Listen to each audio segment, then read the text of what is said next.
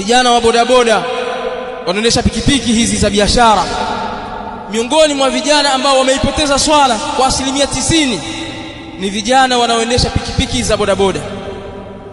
Ayuhan nasu ibadallah, hizi ni nasaha kwao, inatakiwa wajiulize maswali haya, na hizi haziwahusu wao peke yao. Nimeamua kuwahusisha kwa sababu ndio adhiya'un nas, ndio wanaopoteza zaidi swala kuliko watu wengine katika jamii, kwa tathmini ambayo nimeifanya mimi, na hasa katika mji wetu huu na miji mingineyo.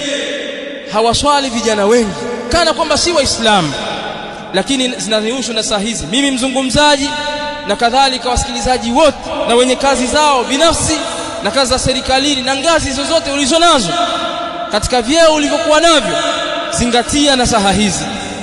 Fahamu kwamba wewe ni mwenye kukutana na Allah jalla wa ala. Kama si leo, basi ufahamu kwamba ni kesho.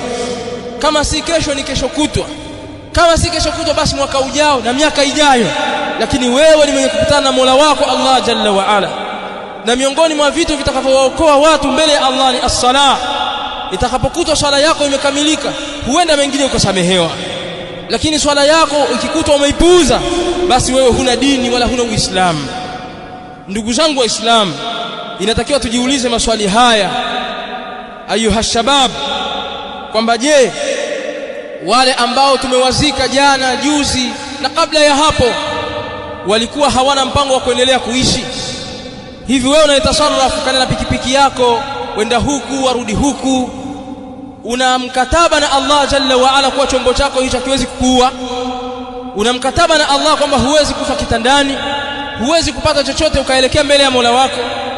Madha qaddamta lighad, ni kitu gani ulichokitanguliza kwa ajili ya kesho? Jalia kwamba wewe leo umekutana na Mola wako. Juzi hapa, hata siku 4 hazijapita au 5, tumemzika kijana wa bodaboda hapa, amefariki kwa ajali.